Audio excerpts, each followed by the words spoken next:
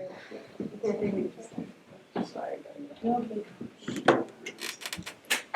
so everyone, welcome to my advanced study on fashion is always a statement. And so I'm going to start off with like a quote I have from Gloria Steinman, and I helped like use this quote to like drive and like formulate my question for my advanced study. And so the quote was, "Fashion in the past meant conforming and losing oneself. Fashion in the present means being unique and finding oneself." And so on the right, I have a photo from the 1970s of Gloria Steinman, and this is like right before she became a huge feminist activist, and before she wrote her magazine with Dorothy Pittman, and it was called Miss Feminist. And then on the left is a photo from 2015 when Gloria Steinman was being interviewed by The New Yorker. And so I put both these photos up here because I'll talk about like her fashion and her style later on, but it really does carry through from the 1970s all the way till 2015. So my question that I wanted to answer was, how have women used fashion in politics, and how have their fashion choices affected the respect and attention that they are given?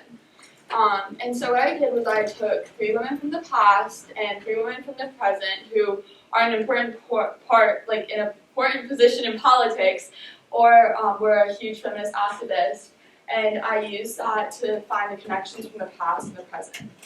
So what I discovered was that when I started off this advanced study, at first I was going to do like how women's fashion has evolved like from the 19th century, but I really found that yes, it's like ever changing, but a lot of the trends were influenced from like the 1950s and 70s, and a big spot to find all this influence was like women in politics and women activists. And so I connected Gloria Steinman, Shirley Chisholm, and Jaclyn Kennedy to Kamala Harris, AOC, Alexandria Ocasio-Cortez, and Hillary Clinton. And so here I have 3 black and white photos of the women of the past that I decided to study. And the reason that I put all these photos in black and white, like when you see them so far, is because I wanted you to see like what you would see in a newspaper. Like if these photos weren't in color, like what stood out to you about like their fashion. And so does anybody have anything that like stands out to them about like these photos? Yes. I love Shirley's prints. Yeah. Anyone else?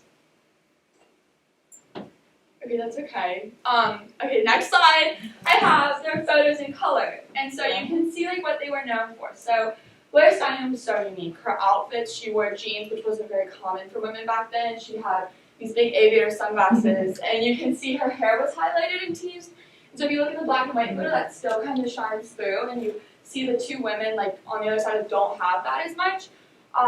And so she was just very unique in her style. And then so for Shirley Chisholm, it was bold. She wore bold patterns and prints so that she would be noticed. Like if she was giving a speech in person, you would see like the bright colors on her shirt.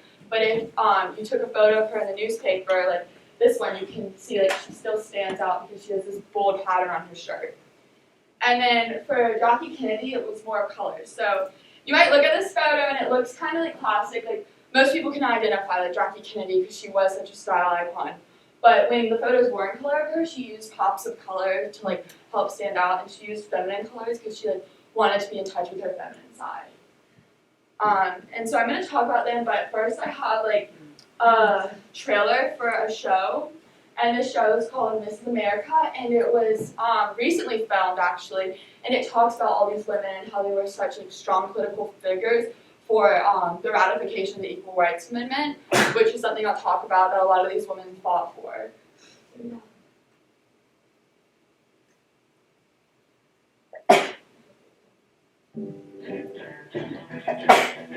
I am not against women. I am not against women working outside the home. Can everyone hear it? But what I am against is the women's liberation movement. Well, Felicia, we need to get the word out quickly. We want the right to be a mother, the right to be a wife. The liberals want to create a sex-neutral feminist totalitarian nightmare. Do you know what you're saying has no basis in fact? Our movement is about fighting the oppression of all women. We do not want housewives thinking that we are against them. We are against them. Revolutions are messy. How long are we supposed to wait? How much time do we give people to adapt to change? Or am I the only one who's so fucking tired of waiting?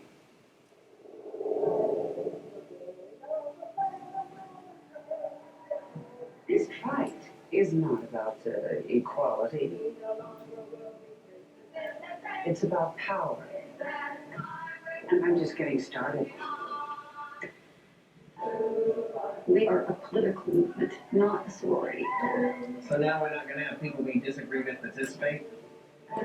We don't get to decide how the battle lines are drawn.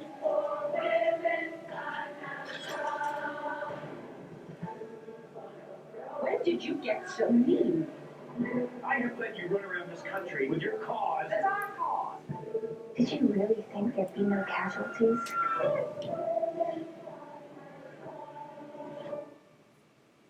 Okay, so that video, you can kind of see, like, first off, the fashion of the time. Like, you can see, like, Shirley Chisholm was in that, and so was Gloria Steinem, and, like, she really popped out because one of the photos that I did have, she wore the same outfit in that movie. And I think what's really important to know about the Equal Rights Amendment and the ratification of it is that some women were against it. Some conservative women felt that it wasn't, like, necessary to have because they should be treated equal. And there's a woman that, I don't talk about it in today's presentation, but she was really strongly against it.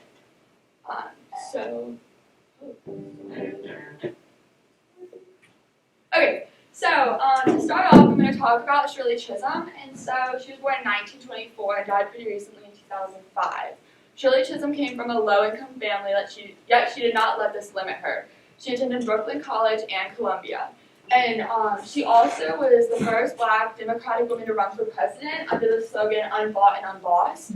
And this is really important because she didn't get presidency, but she was elected to Congress as the first Black woman to be elected. And so when she was elected, Shirley Chisholm knew that she was going to stand out just because, like, she was the only Black woman on Congress, but she wanted to stand out for a reason that she could control. So this is when she started dressing with these bright patterns and colors and things so she would be noticed. So Shirley Chisholm got the attention that she wanted from her peers and the press by using these patterns.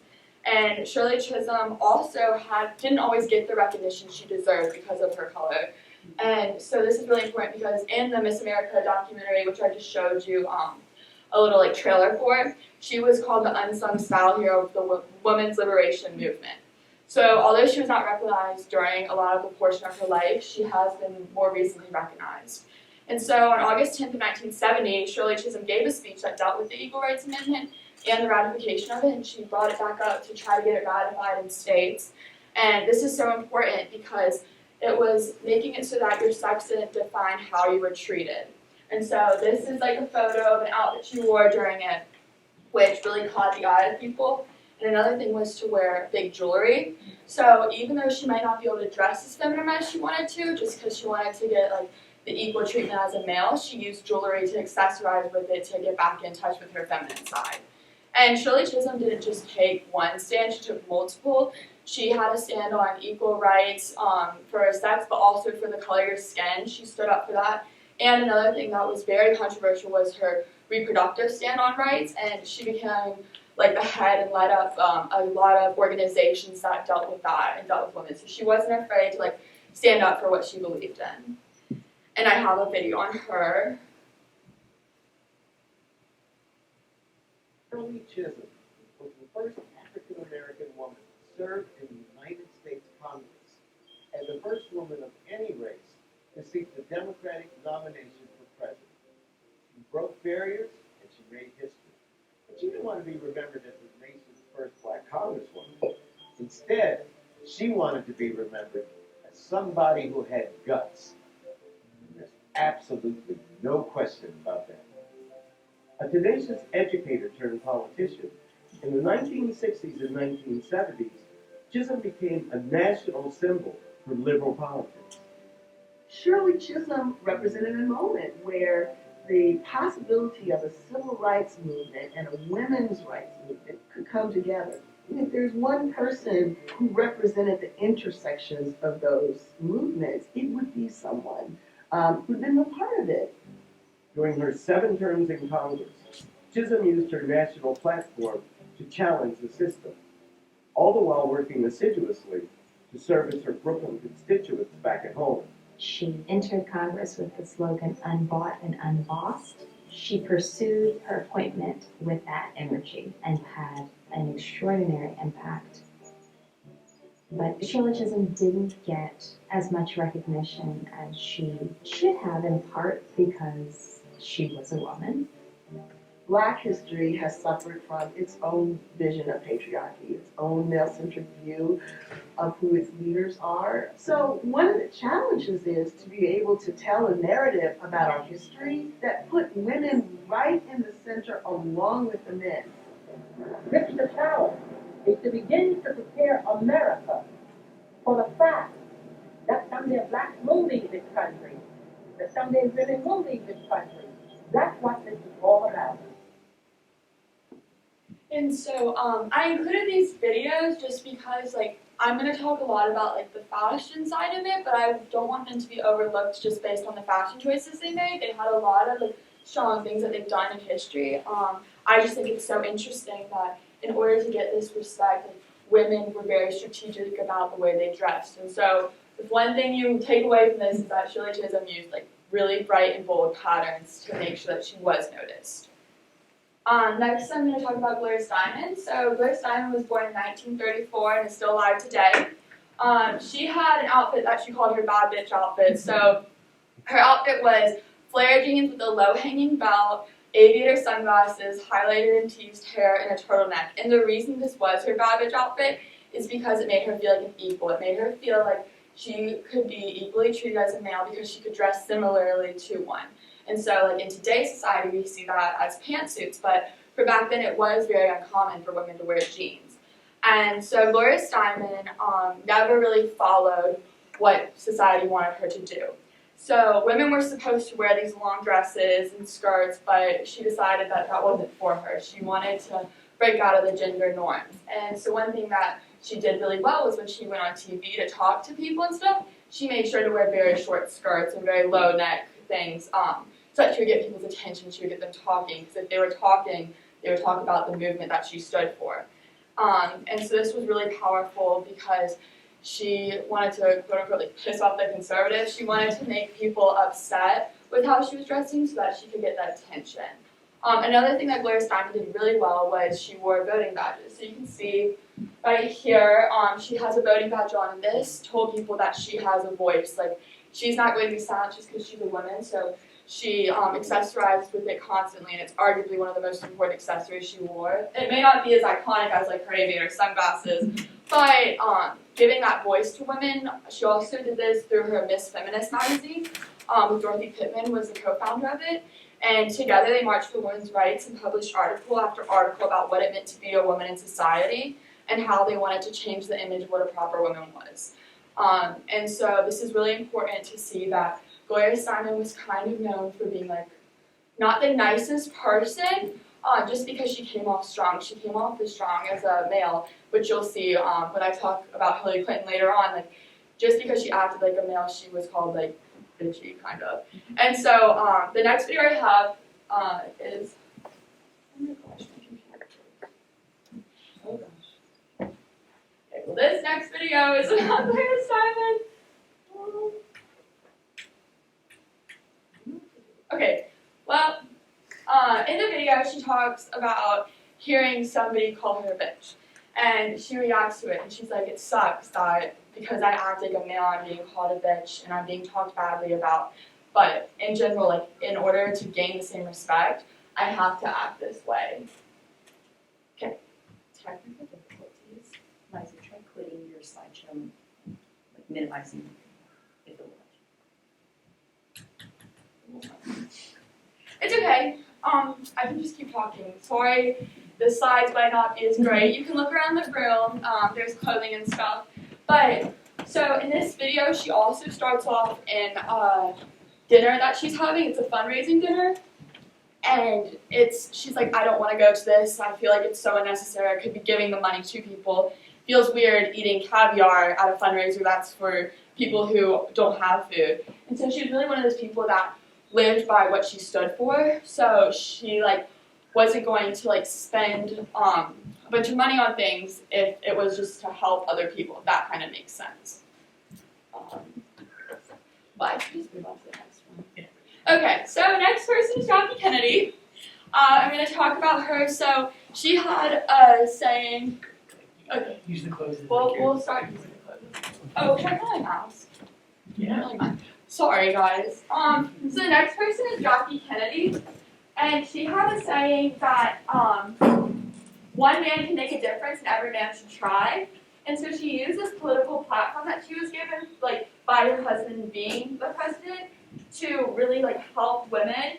And one of her biggest things is she wanted to help women-owned businesses. So Lily Poulter was one of those businesses that she really helped. It was really important because Lily Poulter was a Palm Beach-based business, and it was run by a woman. And by Jaclyn Kennedy wearing it and putting her outfits out there, it made everybody want to buy it and wear it. And so something also really important about Jaclyn Kennedy is she was one of the most iconic and most photographed women of the 1960s. And on her wedding day, she had a dress that was made by one of the first Black women designers. And this was really important to get people talking because it was her subtly saying that, like, I believe in the equal rights movement. Everyone should be treated equally based on the color, based on color of your skin, you should be treated differently. And so that was something that was so important and very talked about. And then I also have Tory Burch up here, because it's not just from our 7th grade, 8th grade. Tory Burch was a great designer for women. She really believed that women are the future and they have just as much power as men. So Jaclyn Kennedy was really important just helping with these women companies and stuff, and became such a style icon, not just in America, but also in the 7 continents. Sorry. I think my computer got hot. Okay, so another thing that was really important about Jaclyn Kennedy was sunglasses. She wore these huge sunglasses. And the reason that this is just so important to know is these are really feminine things that a lot of women and female activists, especially feminist activists, felt like they had to lose themselves and lose their feminine side in order to be taken seriously. And Jaclyn Kennedy didn't agree with that. She thought that she could still be feminine and just demand the respect that she wanted, and she took a much more quiet approach to it, but it was still very important. And so now I'm going to move on to AOC. This is more present, but it's Alexandria Ocasio-Cortez. I'm just going to refer to her as AOC. And so she really takes a more feminine approach like Jaclyn Kennedy. Today, she's one of the youngest congresswomen, and she wears bright red lipstick, which I have some right here, and these big earrings. So in these photos, she's wearing pearls, but a lot of times she wears gold hoops and a fitted dress. And this is really important because unlike a lot of women in Congress who wear these pantsuits, she takes a much more feminine approach to it. And so yeah, another thing about AOC is she has a quote.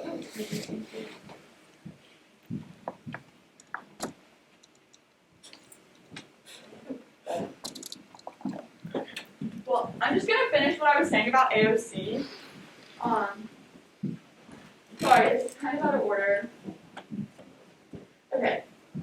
But AOC has a quote that the idea that a woman can be as powerful as a man is an idea that our society can't deal with. But I'm just as powerful as a man and it drives me crazy. And so I think it's very important that she stays in touch with her feminine side while being as powerful as a man, because she shows I don't even have to dress like one or the game, equal respect. Okay. Sorry. Okay, so now I'll go to the video on Blair Simon.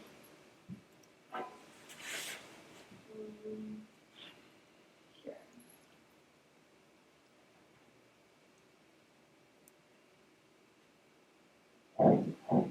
It's all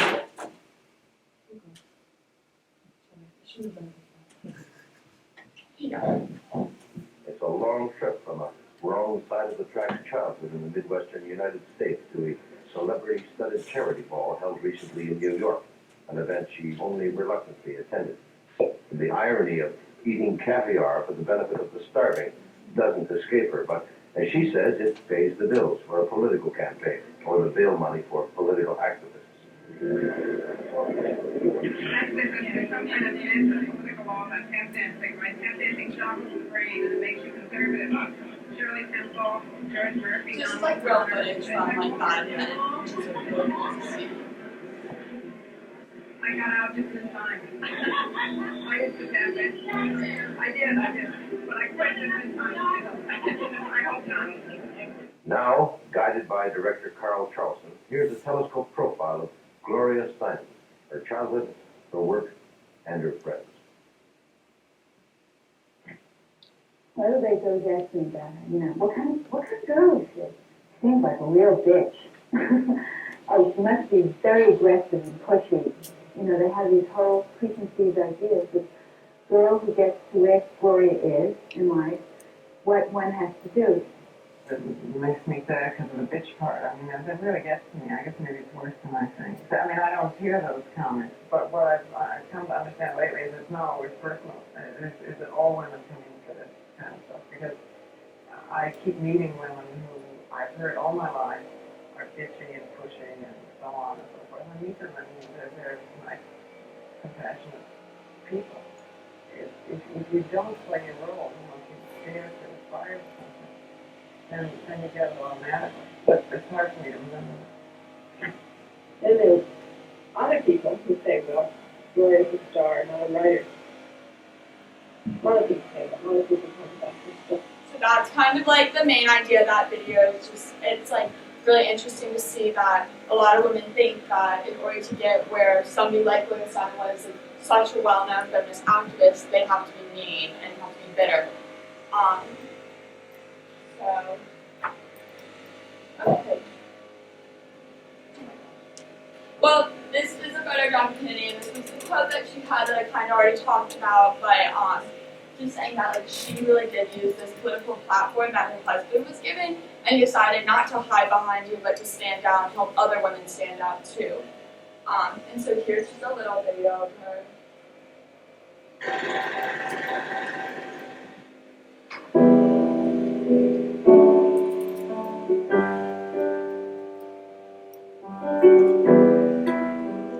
Jaclyn Kennedy, the most watched woman, the most photographed woman of her day. Jaclyn Kennedy still resonates today so deeply and so widely. If you look at a woman in white jeans and big glasses and a t-shirt, that's Jaclyn Kennedy. She arrived on the best dressed list the same year that her husband was elected president. Those 3 years when she was in the White House, she dominated like no one else ever did. She brought youth back to the forefront. She was a very young first lady. She was in her early 30s. And it was the time of the youth quake when, at the beginning of the 60s, skirts got shorter. When she started wearing a short skirt, it was okay for everyone else too. And she had a sophistication that was quite different from Mamie Eisenhower or Bess Truman. So Michelle Obama is still taking cues from Jaclyn Kennedy. The shift dresses, the low-heeled shoes, big hair, that's often Jaclyn Kennedy. She was intelligent. She spoke French. She was a great admirer of the arts. She knew how to dress almost as if she were playing a role. Jaclyn Kennedy was classic American, but refined in such a way that it could read internationally. And the codes of her dressing are still very much alive. No one would ever take it as an insult if they were compared to Jaclyn Kennedy. And so that dress over there, the one with like the flamingos on it, is a shift dress. That kind of gives you an idea. So now I'm going to move into the 3 women of the present that I'm going to talk about. So Hillary Clinton, Kamala Harris, and Alexandria Ocasio-Cortez. And so one important thing to note in these photos is the 2 purple dresses on Hillary Clinton and Kamala Harris, because that was inspired by Shirley Chisholm. It was called a Shirley Chisholm purple, and it was just like this bright gold color that was really important to note. Okay. And so, okay. Well, and so another really important thing to note is that when Kamala Harris was like said to be President Biden's like vice president, a lot of people made the connections to her. Oh my gosh, my computer broke down. To her and Shirley Chisholm. And so there was actually a quote tweeted about her, about how she will carry on what Shirley Chisholm did, because Shirley Chisholm wanted to be known as like one of the first Black women who was willing to like take a stand in the 20th century, and how Kamala Harris was to follow that. And so this tweet, if it will pull up, really set up Kamala Harris's path to follow in Shirley Chisholm's footsteps and what she set up. And so if you watch the inauguration, there were a lot of women there who were in bright clothing, and that was really inspired by her. So my computer broke again.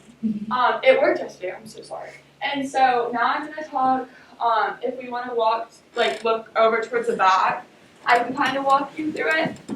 And so this outfit and dress is something that maybe not like exactly what Shirley Chisholm would have worn, but it is really like bold and it stands out there, and obviously if you were to see it in a photo, like it would be noticed. And so this bow is something that Shirley Chisholm was well known for wearing. It was called like a pussy bow, and it was like for women empowerment, and Kamala Harris has worn them too. And so just like this bright yellow coat with this bright pattern. These are two photos of her. If you notice, she's also always wearing like pearls and big earrings. So I have these pearls over here that kind of like show you like it creates a more feminine side to like if you're wearing a collared shirt and stuff, just using jewelry to accessorize with it. And so the pearl necklaces. And then I have this Converse because recently, I have a photo on my slide, but Vogue did a shoot with Kamala Harris, and so the Converse was a really big deal because recently women have been like wearing sneakers more, like a lot of girls in here are like wearing tennis shoes, but like for a while like you would wear heels. Like it wasn't like you could wear tennis shoes and be called like looking nice. It would look too relaxed. Oh, well, it just moved. So that's the photo I have of her. It says, "I want young girls and women to know that they are powerful and your voice matters," which is really important because for a while, like, girls didn't even go to school. Like, so to think now that there's such a strong political figure who's so well known, saying that I want girls to know that they matter is really, really important. And so this is an outfit that I would have inspired by her. So she doesn't really wear a lot of color all the time. She focuses sometimes more on wearing all black, but she did wear the color for the inauguration, which is just like a huge thing to note. And she does always accessorize like with the pearls and stuff. And like a lot of women, she does wear pantsuits. And so women wear pantsuits so that the idea was that they could be treated equal to a man if they dressed equal to a man. And so that was a big thing. They wouldn't be said that they were wearing something and then had somebody talk about like their body or something like that. It was like if I'm looking like a man, if I'm covered up like a man, like no one will say anything. Go back to my computer, sorry.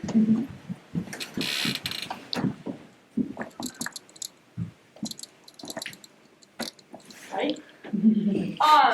So I have now moving on to Blair Simon. And you know, her quote was like her bad bitch outfit, but this would be something she would wear on TV. Oh gosh. Sorry about that. So this would be something that she would have worn on TV. It was definitely more like short and more revealing, and that got people's attention and got people talking about her. So if we move on to Hillary Clinton, who was inspired by Blair Simon, her quote is, "Women are the largest untapped reservoir of talent in the world." So this is really important to note because for a while, like, women were so undervalued. Women didn't have equal rights to men. And so she's really saying that, yes, like, we can do just as much even though people don't acknowledge it. And so one of the biggest accomplishments for Hillary Clinton, in my opinion, is winning the popular vote for the election. Like, that is such a big deal because for such a long time, like, we still haven't had a woman president. But for Kamala to win vice president was really important. And so she's really influenced by Blair Simon. So I have the chunky like heels and the aviator sunglasses that Blair Simon would have worn. And she didn't really wear necklaces as much, but she wore bracelets and stuff. Just because she didn't really have that huge feminine side to her. And just like Hillary Clinton, I had a pantsuit that was supposed to come in and it didn't. But Hillary Clinton wears these like blue and gray pantsuits that are kind of more masculine, but she still like wants to get the same respect as a man, and so she has to like demand it. And there's a quote that says like Hillary Clinton is one of the most accomplished people who works in politics. And it's hard to think that she's had to fight so hard to get the respect in order to get to the position where she is. And that's somewhat like Laura Simon, who was called like a bitch because she was trying to get the same respect as a man, and she was so far along in politics. And so this is like a little voting badge. Only had to scroll. But and it does show like the big chunky necklaces that she would wear from time to time, like a turtleneck and flare jeans. And the jeans are so important to note because we wear jeans like every day now, but for such a long time that was called like relaxed or didn't look nice. And so just like taking a stand and wearing something different, stepping out, like really helped Blair Simon be well known. And so this is also like an all-white outfit that I have, and it's modeled after one of the outfits that she marched in. And so Shirley Chisholm and Blair Simon both fought for the ratification of the Equal Rights Amendment, which is really important to note. It still hasn't been ratified in every state, and so it's definitely still a fight, but some women are against it, so it's like a very controversial thing. But okay, but talking about like, sorry this is so jumpy around, so if you guys have any questions or lost, like please let me know.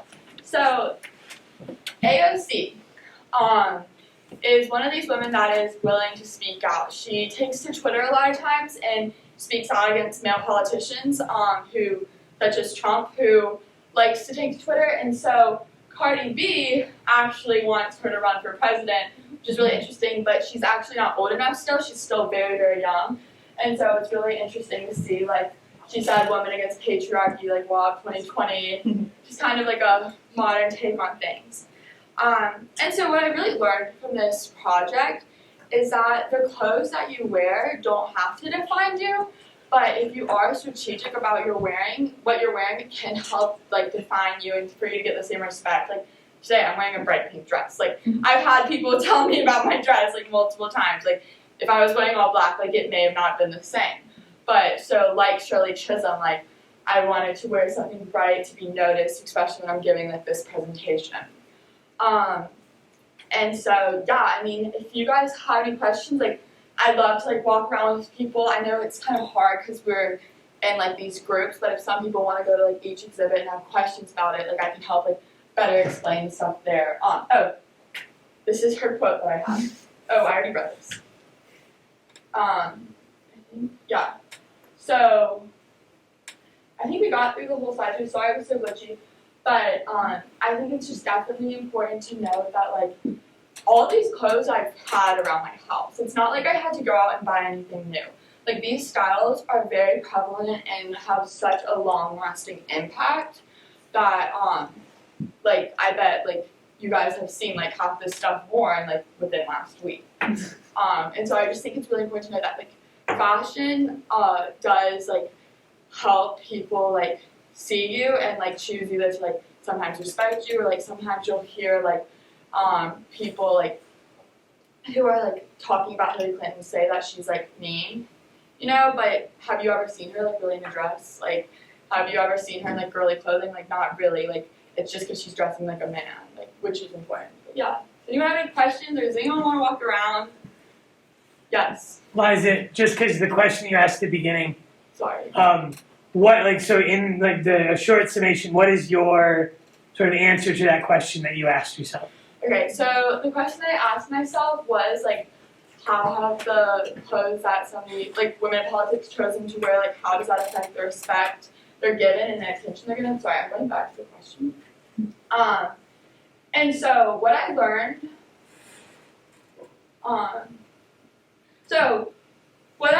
was that a lot of times there are like two different approaches you can take if you're going into politics as a woman.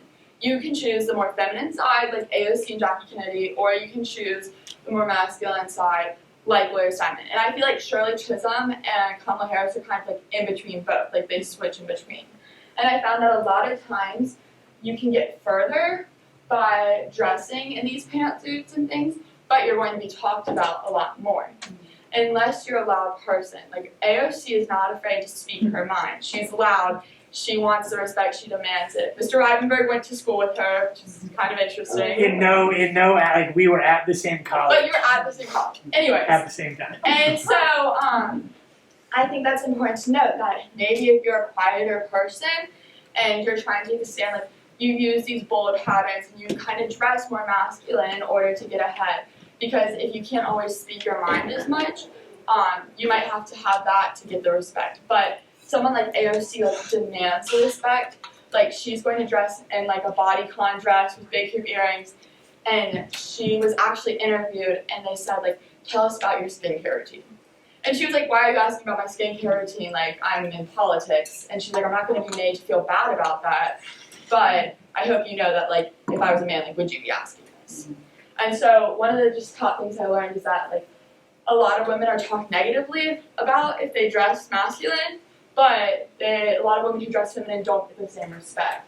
And so it's just really interesting because I think that a lot of people think that what you say gets you the attention, but sometimes just an image can give you like attention. Like those images of Shirley Chisholm, like you see them and you're going to notice her. Like she's in a bright shirt, like you're going to notice her.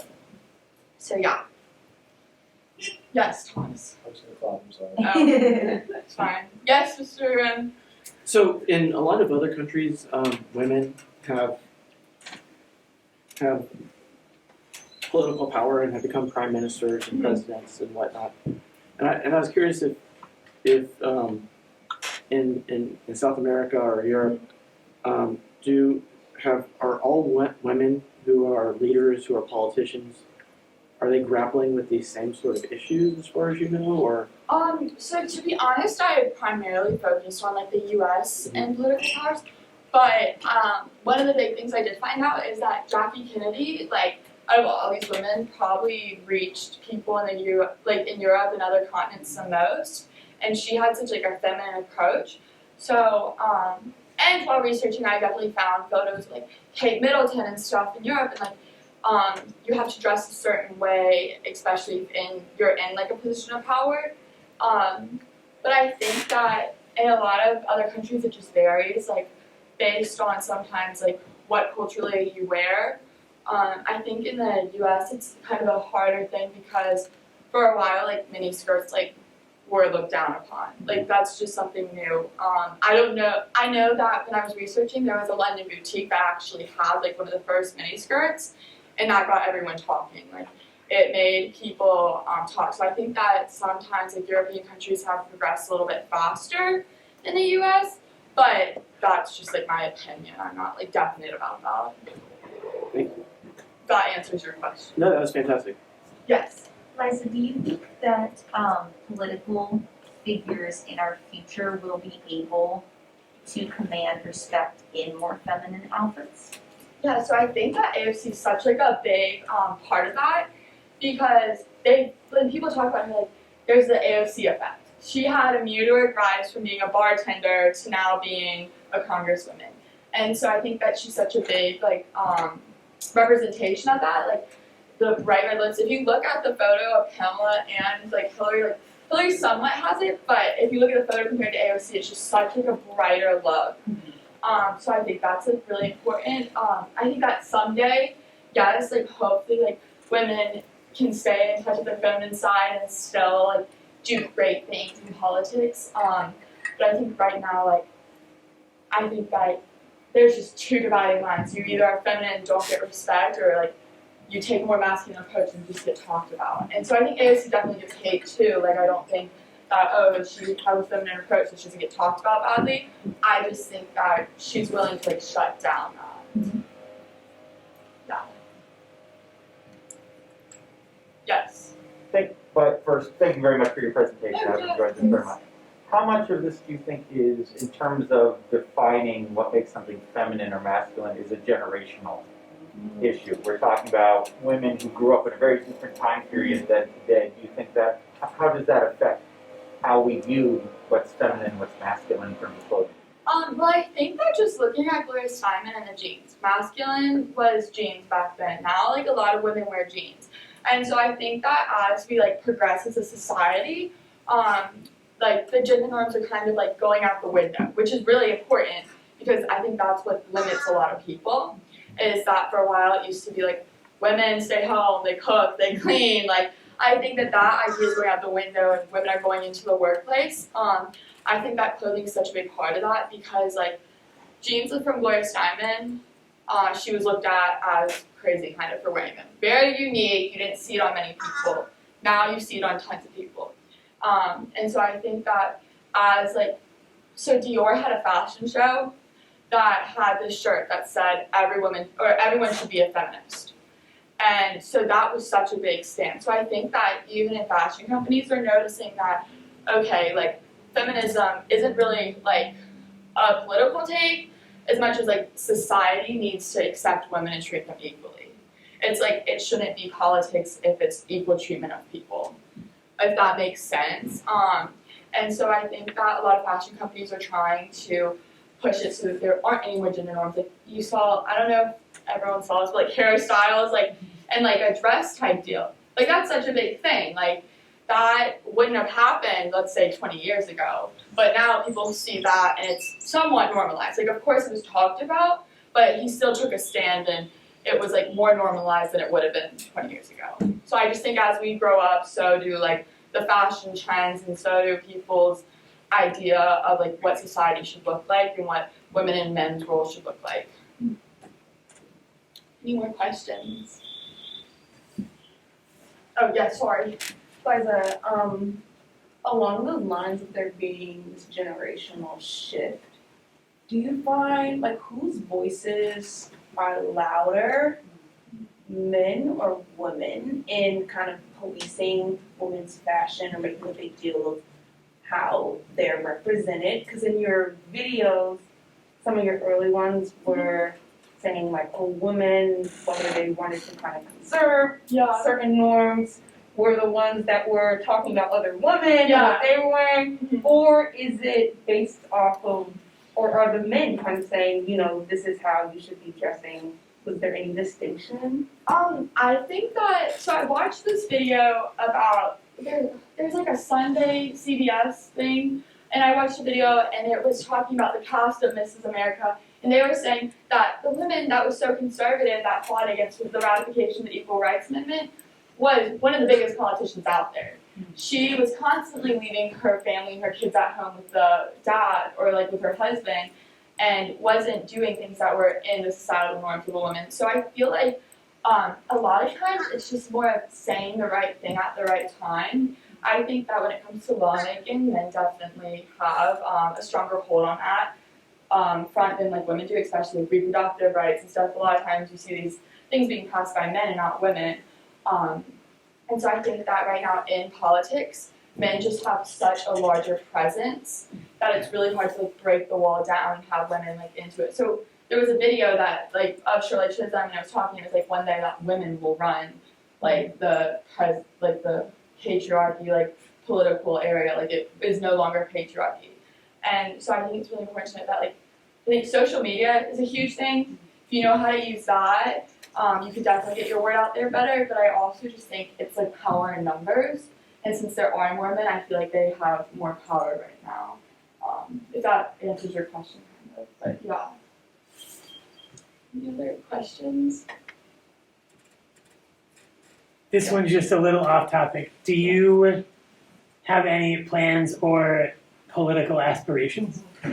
Okay, so I'm honestly like really nervous right now, if no one can tell. So like I'm not a big public speaker, so I feel like politics probably wouldn't be the best for me. I want to go into business next year and like start my own fashion company and stuff to help inspire people. I think that a lot of times it's just really weird to see that the women fashion industry is controlled by men. Like men are the ones who started it. Like if you like look at like the sizing, sometimes it's so weird to me that like sometimes a small is like, oh my gosh, how could somebody even fit into that? Like making more things for women, like by women, kind of, if that makes sense. Like making it so that everyone can like feel like better about themselves, you know? I think that, and so often in society, like women are supposed to fit a perfect mold. It's like when I get older, I kind of want to help change that.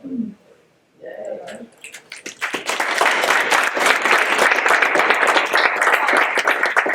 Feel free to like look around and stuff. I know it kind of got sporadic, but if you have any questions or like want to look at different things, like feel free, I can answer anything. Yeah. Thank you.